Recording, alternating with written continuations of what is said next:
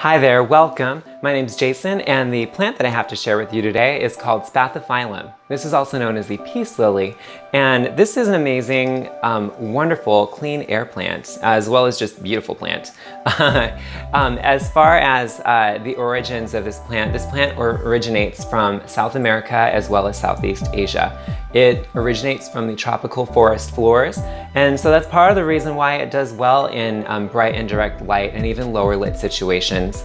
As far as choosing a spot, you do want the bright and direct light. No sun. I know right now the sun's coming through the window, so you don't really want the full sun. This is just here for this video. So it wants bright and direct light, no direct sunlight, and you can even fluorescent light, like say you work in an office and you have fluorescent lighting all day. That actually works for this plant. It doesn't work for all plants, but with this one, this is a very adaptable plant and the fluorescent lighting works for it. So do know that. As far as the lighting goes, if you're getting too much light, you'll notice the leaves start to fade. And if you're getting too little light, you'll get less flowers. As far as the bloom season of this plant, it typically blooms in the spring and then again in the fall, sometimes sporadically throughout the year. We have these growing in greenhouses in the trade, so you will find them available throughout the year and in bloom, kind of like orchids when you go to the store. Even though their bloom season is technically like the end of winter, like early spring, you'll find them blooming throughout all different times because of the greenhouse light and fertilization, all these different manipulation techniques we use to keep the plants available throughout the year. But know that the bloom season typically is spring and fall. As far as the flowers go, so the actual flower is this spiky thing in the center. This actually is a spathe, a modified leaf. So it's not actually part of the flower, even though we do call it part of the bloom. As far as the plant size, this is a smaller variety. This plant comes in multiple sizes, like small, medium, large, extra large. The extra large varieties can get up to 4 to 6 feet tall with giant leaves and very big flowers. This one is a smaller variety. I actually have it in a 4-inch container right now. I'm going to, at some point, pot this up into a 6-inch container.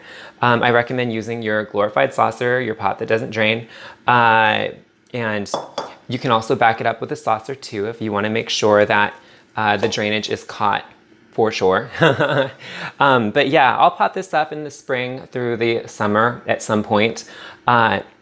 Just because I do want to move it up into a 6-inch pot because I feel like that'll be a nice size pot for this.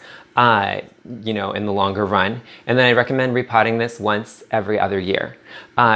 This plant does prefer to be a bit root bound, but when it's become so root bound that the leaves aren't getting the water they need, they're failing, and you can also see the pot start to bulge, then you'll want to divide it.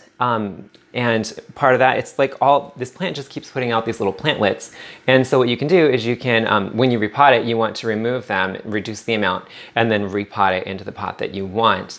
You can share those new plantlets with family and friends, or you can just compost them. There's no harm in that. So it's just totally up to you.